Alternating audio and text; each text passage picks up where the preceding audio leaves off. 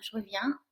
Est-ce que là, c'est mieux? J'ai reçu un premier commentaire qui me dit: «On ne t'entend pas. Bonsoir, est-ce que c'est beaucoup mieux pour vous qui me rejoignez? Bonsoir à toutes et tous». Je pense que cette fois, c'est bon. J'ai l'impression en tout cas. Alors si j'ai bien compris, j'étais en mute depuis le début. Donc je recommence. J'adore les faux départs comme ça. On dit souvent qu'un faux départ n'est pas un faux départ, il est forcément juste pour dans l'instant. Bref. Donc, ce que je vous disais, c'est que je suis Anouchka pour celles et ceux qui me découvrent sur LinkedIn, sur Facebook et sur YouTube. Et ce soir, on va parler des enjeux de multiculturalité et notamment des enjeux de place parce que, vous le savez peut-être déjà, je vous accompagne vers un meilleur alignement, vers une connaissance de vous aussi qui est beaucoup plus fine, beaucoup plus juste, pour que vous puissiez vous autoriser à prendre votre place, que ce soit dans le domaine personnel mais aussi professionnel. La multiculturalité, c'est un enjeu sur lequel je vous accompagne. C'est un enjeu aussi qui fait partie de mon propre chemin de vie. Bonsoir Heng, bienvenue. Je pense que c'est bon Heng, vous m'entendez hein, cette fois, parce que tout à l'heure, bonsoir Marie-Jeanne. Tout à l'heure, je parlais, c'était génial en non-verbal, mais alors le son était comme ça. Alors la multiculturalité, c'est un enjeu évidemment qui est important chez vous, que je rencontre chez la plupart d'entre vous que j'accompagne. Mais c'est aussi un enjeu évidemment qui a fait partie de toute mon histoire et de mon chemin, puisque je suis moi-même issue d'au moins 3 cultures, et vous allez voir dans mon message de ce soir, je vais rester très humble en fait sur les origines, parce qu'au final, nous venons tous d'un point de départ qui est l'humanité, donc le berceau de l'humanité. Et donc issus de 3 origines différentes, de 3 cultures, avec autant de religions et en ayant aussi ayant vécu une migration, puisque j'ai quitté mon pays pour la France. Donc ça a été évidemment un choc culturel, mais sans l'être complètement, puisque j'ai déjà été élevée dans la culture française. Je vais plutôt parler de culture francophone, parce que la culture francophone est légèrement différente de la culture à laquelle on peut se retrouver confronté quand on arrive comme ça en ce que beaucoup d'entre nous disent la métropole. Voilà, donc la multiculturalité, j'avais aussi envie d'en parler en fait, parce que je trouve qu'il y a, c'est un enjeu qui est sensible, mais c'est un enjeu qui est important, parce que c'est important aussi en tout cas ça fait partie de mes valeurs. Je trouve que c'est important de ramener le sens premier, le sens originel de notre humanité, de pourquoi on est ici, pourquoi on est là. Et au-delà, en fait, de toutes les guerres qu'il peut y avoir aujourd'hui, que ce soit des guerres de religion, des conflits raciaux, des conflits de culture, des conflits de supériorité, qui, je trouve, polluent vraiment, en fait, polluent les relations à l'autre, j'avais envie d'en parler. Voilà, j'ai envie d'en parler ce soir. Et je sais que pour beaucoup d'entre vous, dans un environnement qui est parfois extrêmement sensible, parce que les médias aussi n'aident pas en fait à pouvoir à se sentir bien dans un certain écosystème, parce qu'il y a de la stigmatisation, parce que on vit aujourd'hui dans une société qui a besoin d'étiqueter, d'enfermer. Pour beaucoup d'entre vous, que vous soyez des hommes ou des femmes, avec une multiculturalité, quel que soit l'endroit d'où vous m'écoutez ce soir, vous m'écouterez peut-être plus tard, c'est pas facile. C'est pas facile. Alors, avant de partager avec vous justement mes 3 tips, il y en a plusieurs, mais j'avais vraiment envie d'évoquer avec vous 3 points. J'avais envie, voilà, de ramener juste un petit peu d'histoire. Alors, c'est pas un live qui va porter sur l'histoire ou l'anthropologie, d'accord? Moi, je vais plutôt vous accompagner justement dans la dimension de la connaissance, de la confiance en soi. Et notamment, les 3 tips que je vais partager avec vous vont plutôt être orientés vers cette dynamique-là, qui est la dynamique de conscience et confiance en soi, parce que vous connaissez mon credo, hein.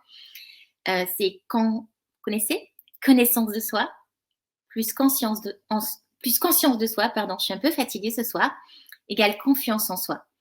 Non, l'idée, c'est pas de vous faire un cours de socio ou d'anthropologie. Par contre, je pense que c'est important de le rappeler quand même. C'est important de le rappeler. Ça va mettre un petit peu... on va tous se retrouver un peu au niveau sur la même base pour pouvoir vraiment être en conscience de l'autre et être vraiment dans l'écoute de l'autre. Au-delà de nos peurs, au-delà de nos croyances, au-delà de nos barrières, au-delà de nos résistances et au-delà aussi de la transmission familiale. Je l'évoqué tout à l'heure, on parle du berceau de l'humanité qui est l'Afrique. Pour quelle raison? Parce que les premiers fossiles, humanoïdes, on va dire, ont été découverts en Afrique et notamment au Maroc. Vous savez, le fameux Homo sapiens, il y a, et quelques 300 000 et quelques, années, il a été découvert en Afrique. C'est la première chose à laquelle qu'il faudrait rappeler.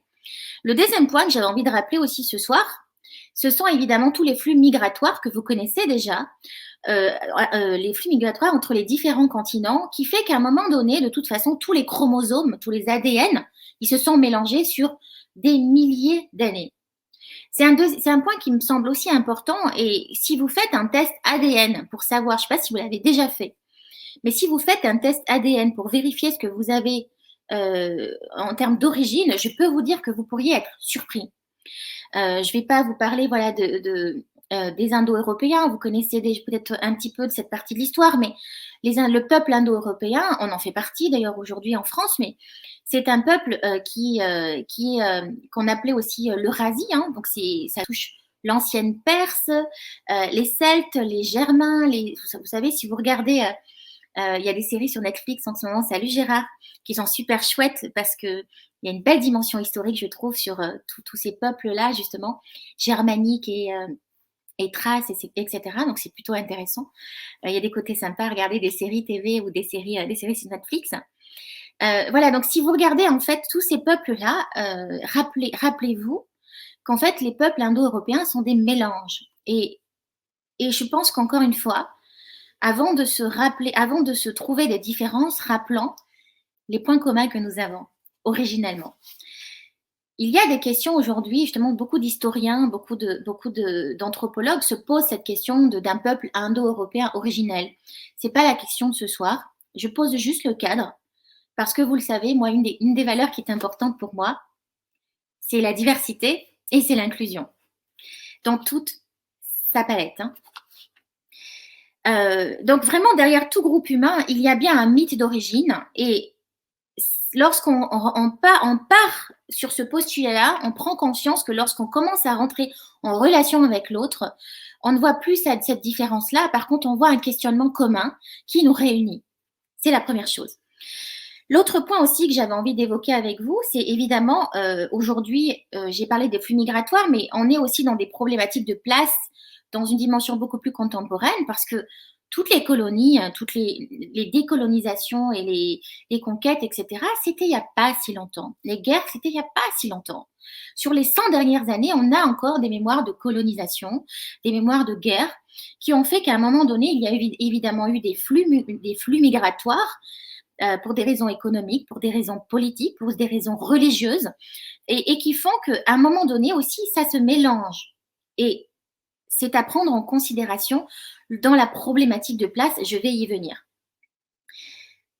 Maintenant qu'on a posé le cadre, voilà, j'espère que j'ai choqué personne parce que c'est vrai que je pose certaines convictions qui sont importantes pour moi et qui me portent, mais ça fait aussi partie de mon histoire.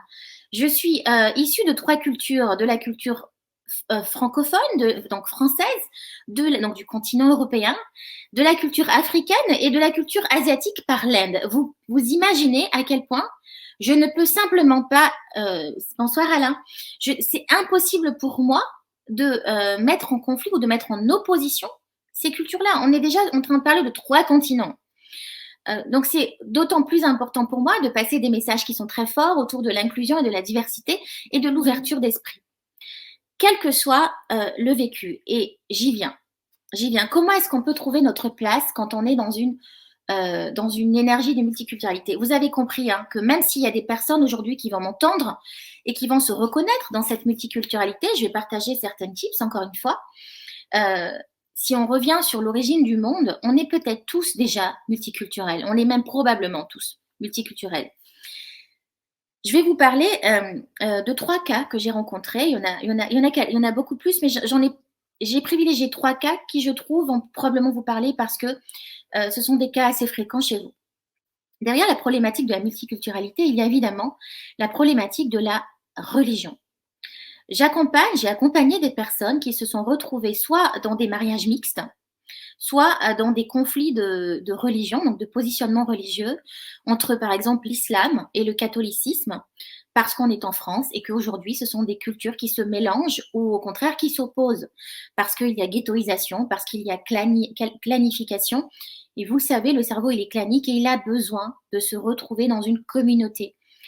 Quel que soit ce qu'on peut mettre en place en termes d'énergie au niveau de la diversité et de l'inclusion, en mettant un petit peu d'humilité, un petit peu de bienveillance et beaucoup d'amour, on sait que notre cerveau, il a besoin de toute façon de se retrouver, de se reconnaître dans quelqu'un, de se reconnaître dans une communauté, dans un clan, dans une certaine culture. D'où la difficulté de place lorsqu'on est conscient d'une multiculturalité. Donc, dans des conflits comme ça d'identité face à des problématiques de religion, c'est d'autant plus compliqué parce qu'il y a un vrai conflit interne et ce sont des conflits souvent de valeurs. Donc les valeurs, vous savez, ça touche l'être. Vous faites la différence entre être, je suis, donc ça touche vraiment nos valeurs, le qui je suis vraiment, et puis ce que j'ai, ce que je construis. Donc on est plutôt sur la matière. Donc souvent, ce qu'on va construire, ça va être soit dans la continuité de ces valeurs, soit on peut être justement dans une problématique identitaire parce que ce qu'on construit n'est pas en adéquation avec nos valeurs. Un deuxième point que je rencontre aussi souvent chez vous, c'est une problématique de dévalorisation qui est vraiment très forte. De la dévalorisation et vraiment ce sentiment en fait d'être toujours en train de devoir faire plus que les autres, de devoir, quoi qu'il arrive, se prouver à soi-même, bien sûr, mais prouver aux autres aussi on est bon, on mérite notre place. Et cette problématique de dévalorisation, je la rencontre souvent chez des personnes qui ont justement des mémoires d'esclavage, des mémoires de colonisation. Et je pense notamment à l'Afrique, mais aussi aux Antilles, voilà, à toutes les îles qui ont été colonisées. Et je pense à Madagascar. Je fais des gros bisous d'ailleurs à ceux qui m'écoutent depuis là-bas. Et cette mémoire-là, elle est forte. On touche l'inconscient collectif qui fait que quoi qu'il arrive, on est en train de lutter contre un inconscient collectif qui a besoin de se prouver qu'il a sa juste place, qu'il est fort, qu'il est puissant, parce qu'il y a eu à un moment donné domination, parce qu'à un moment donné, bonsoir Abdelhakim, parce qu'il y a eu soumission d'un peuple parfois. Et cette mémoire-là, elle circule dans un inconscient collectif sur plusieurs générations, ce qui fait qu'on peut se retrouver dans une problématique de place. Et comment est-ce qu'on va réagir? Il y a plusieurs façons de réagir. On a plusieurs types de comportements. Quand on se retrouve comme ça, dans un besoin de se justifier, de montrer qu'on est fort, qu'on est puissant et qu'on mérite notre place. On peut évidemment se retrouver dans une posture très agressive. On va être toujours en conflit avec l'autre. On va toujours être agressif, on va toujours se sentir visé, jugé. En fait, dès que l'autre va nous faire, par exemple, un feedback, on va tout de suite avoir l'impression, ça vous parle ça, que de toute façon, c'est normal, il est en train de se dire que je suis rebeu ou que je suis black, que je suis... voilà, de toute façon, hop, boum, il est forcément en train de toucher mon être, ma nature, ma personnalité. Important, dissociation. Le deuxième point, le deuxième comportement qu'on peut mettre en place quand on se retrouve comme ça dans une énergie, dans un inconscient collectif dont on n'est pas toujours conscient, ou même si on est conscient de ça, ben on ne peut pas lutter, c'est compliqué, c'est difficile, il y a de la résistance, il y a de la loyauté. Je sais. Le deuxième point, ça peut être justement une autodestruction. On va s'auto-saboter. On va s'auto-saboter pour nourrir encore et encore cet inconscient collectif. Ça vous parle? Ouais. Et en fait, on va quelque part nourrir et justifier du coup ce qui se passe. Ah bah oui, de toute façon, c'est normal que ça se passe parce que je suis nulle.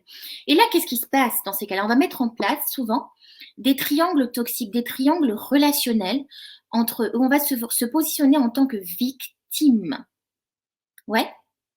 Je ne sais pas si ça résonne pour vous. Alain, qu'est-ce que tu dis? Être le meilleur est un challenge très pratiqué aux USA. Ouais, on va en parler. C'est intéressant ce que tu partages. Merci. Merci Alain. Un autre comportement qu'on peut adopter, encore une fois, c'est pas exhaustif, hein, il y a d'autres choses peut-être qui peuvent vous venir, mais un autre comportement qu'on peut adopter lorsqu'on se sent justement dévalorisé ou dans une posture de soumission inconsciente et qu'il faut absolument se prouver justement qu'on est fort, et ben c'est justement d'être dans une surperformance. On va faire plus et plus et plus encore. Parce que on va montrer qu'on est puissant. Et parce qu'on a une fierté, un ego qui a été blessé pendant des décennies, parfois sur plusieurs générations, sur 4, 5, 6 générations. Vous allez dans des mémoires d'esclavage, on est en train de parler de fin 1700, 1800, ce sont des centaines d'années de mémoires d'esclavage. Vous allez dans les colonies, on se retrouve dans cet inconscient collectif qui circule. Du coup, qu'est-ce qui se passe? C'est que quand on prend conscience on peut être happé quelque part par cet inconscient collectif-là, et quand on prend conscience de cette posture de victime, je pense que c'est intéressant d'adopter un comportement un peu différent. Je vais le partager avec vous. En tout cas, ce que moi je préconise en termes de comportement qui soit beaucoup plus écologique pour soi et pour l'autre, dans la relation à l'autre. Un autre exemple que j'ai pu rencontrer aussi chez vous, justement, un peu dans la continuité de ce que je partageais tout à l'heure, ce sont les flux d'immigration. C'est-à-dire que j'ai parlé de colonies, j'ai parlé de religion, etc. Mais il y a un point qui est quand même très important aussi, c'est que vous avez des mémoires d'immigration suite à des fuites, à des conflits religieux. Je pense par exemple à tous les immigrés asiatiques, que ce soit l'Inde, la Chine, et qui se sont enfuis en dehors du continent asiatique, et qui sont arrivés en Afrique, mais aussi en Europe, mais essentiellement en Afrique. Ce sont des mémoires d'immigration qui sont très fortes. On se retrouve vraiment dans des conflits de place et d'identité qui sont très forts. Il faut imaginer, il y a, allez, on parle de début 1900, d'accord? Les flux migratoires à cette époque, ils étaient très très forts, notamment en Inde entre les conflits de religion. Vous avez beaucoup un peu, on parle quand même de millions de personnes qui ont quitté l'Inde pour arriver en Afrique pour se créer une nouvelle vie. Je rebondis sur ce que tu dis, Alain, par exemple. Vous avez énormément de personnes, je pense au peuple européen, hein, aux Hollandais, aux Italiens. Vous avez énormément d'immigrés qui ont quitté le continent européen pour aller conquérir l'Amérique. Mais conquérir l'Amérique pour quelle raison? Parce qu'il a fallu fuir. Il a fallu fuir la pauvreté, les drames économiques en Europe. Donc on part pour un monde meilleur, pour reconstruire. Mais on laisse une partie de nous-mêmes. Et dans ces moments-là, il faut vraiment imaginer qu'on laisse une partie de nous-mêmes, on laisse une partie de notre âme. Comment est-ce qu'on peut retrouver sa place, se construire une place, sans avoir toujours un petit peu cette impression d'avoir, vous savez, le syndrome de l'imposteur. On n'est pas vraiment à notre place. On se construit et on peut se construire sur plusieurs générations dans un nouveau pays, sur un nouveau continent. Et pour autant, il y a cette mémoire de fuite qui est là. Vous avez cette mémoire de rupture avec une culture qui est là. On parle beaucoup d'acculturation qui est parfois très violente. Alors, acculturation qui est intéressante et importante pour s'intégrer dans le pays d'adoption. Et en même temps, beaucoup de personnes aujourd'hui sont perdues parce qu'ils ont oublié leur culture d'origine, parce que par survie aussi, parce qu'il y a beaucoup de gens par survie qui sont obligés de nier leurs origines. Je pense notamment à tous les Polonais qui ont dû fuir, par exemple, je cherche le mot, l'extermination, qui ont dû fuir la persécution. Je pense aux Turcs.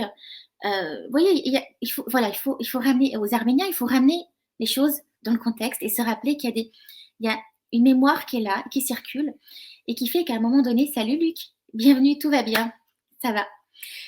Et qu'à un moment donné, vous savez, rien ne se perd, tout se transforme. Qu'est-ce qu'on en fait? Qu'est-ce qu'on en fait de ça?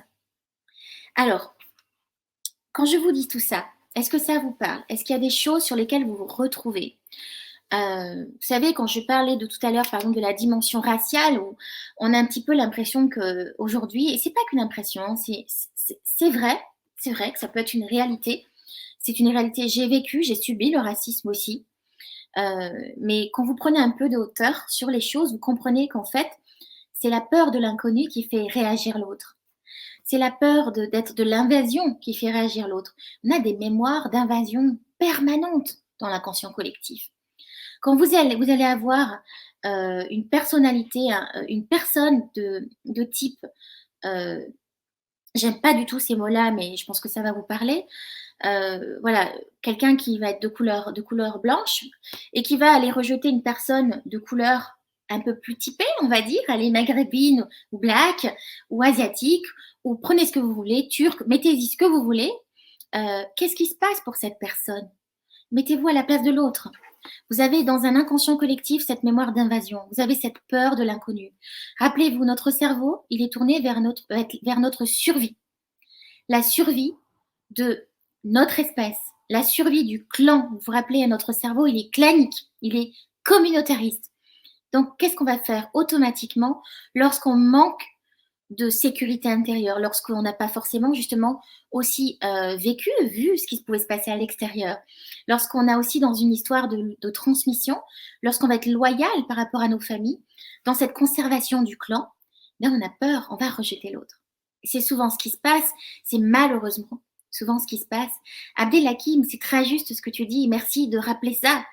La peur de l'inconnu et le matraquage médiatique. Et c'est pour ça que j'avais envie d'en parler ce soir. C'est pour ça que j'avais envie d'en parler ce soir, parce que les médias passent des messages avec un certain prisme, avec énormément de biais.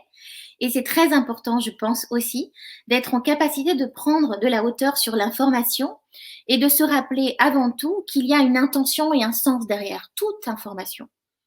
Toute information qui est véhiculée entre deux personnes jusqu'à un groupe, jusqu'à un média qui va toucher énormément de personnes, quel est le sens, quelle est l'intention derrière le message?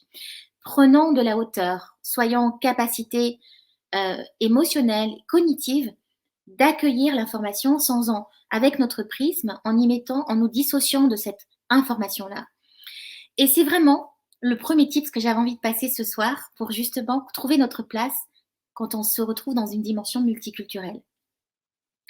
La première chose, c'est vraiment de faire la différence entre la réalité versus la perception, notre perception, mais aussi la perception de l'autre. Ça lui appartient.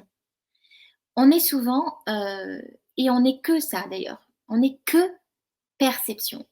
La perception par rapport à notre histoire, la perception par rapport à notre expérience de vie, la perception par rapport à nos blessures. On est complètement, on est engrammé de toute cette énergie-là qui va, à un moment donné, ça va être, vous savez, comme un filtre, et on va voir à travers ce filtre-là. On va voir ce qui se passe, on va observer l'environnement, on va accueillir les mots de l'autre à travers notre propre filtre. Ce qui se passe, ça va être la même chose de l'autre côté. La personne qui va partager à un moment donné une information, une phrase, un jugement, un regard qui tue, un regard qui blesse, un mot qui condescendant, un mot qui dévalorise. Elle parle avec sa perception. Merci beaucoup, merci Abdelhakim. Je vous embrasse, passez une très belle soirée. Bon courage pour vos obligations professionnelles. Il ou elle parle avec sa propre réalité. Et je pense que c'est vraiment la première chose à prendre en considération, c'est de faire la différence entre la réalité et notre perception. C'est important parce que on va aussi prendre de la distance par rapport au jugement de l'autre. Ça lui appartient. Ça lui appartient. Vous savez, j'ai une jeune femme que j'ai accompagnée qui est vraiment, c'est un bijou, c'est une pépite, que j'ai accompagnée il y a quelques mois et qui me disait qu'elle était vraiment victime de racisme, bonsoir Amal, au travail.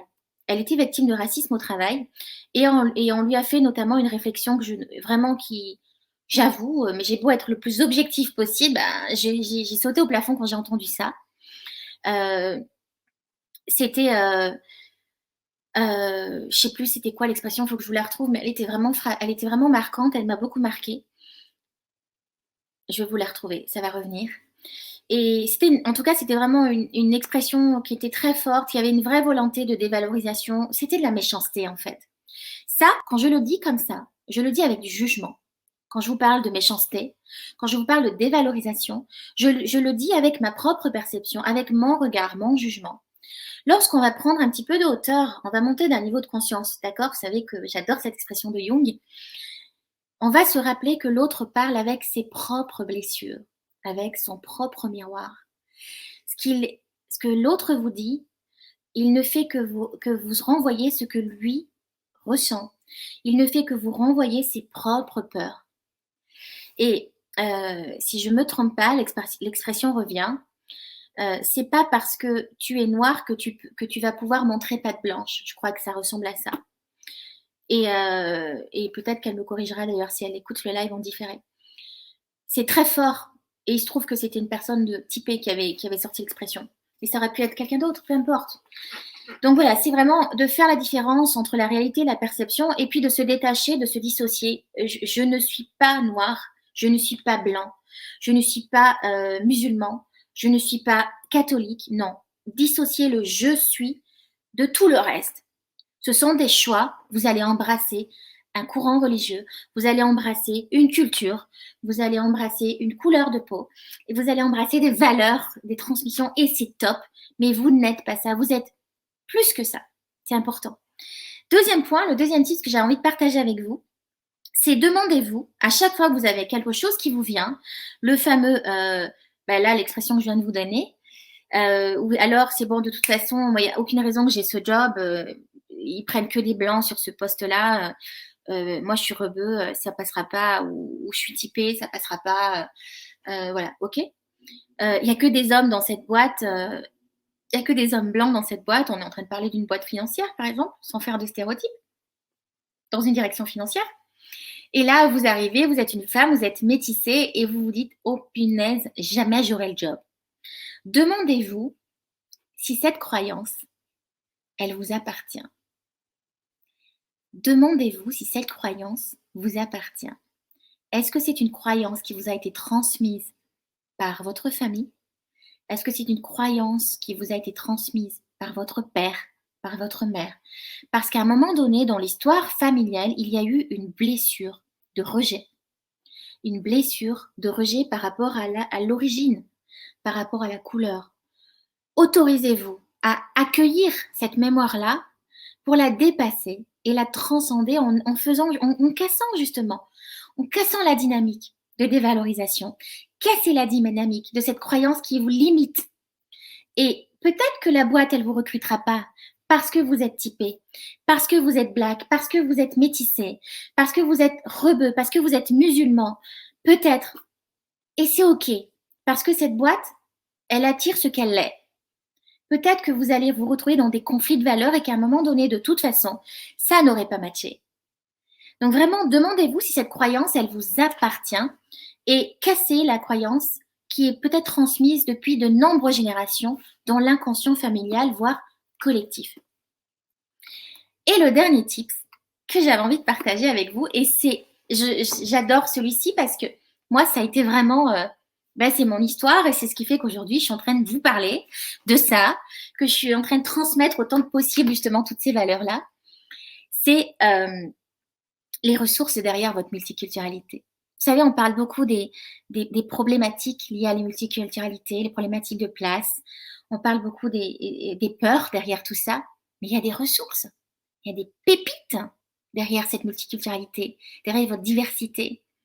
Regardez tout le parcours, tout le chemin qui a été parcouru pour que vous existiez, pour que vous soyez là. Quel est le sens, quel est le projet sens qui a été posé pour vous derrière cette multiculturalité-là? Embrassez-la. Demandez-vous quelles sont les ressources derrière la transmission multiculturelle.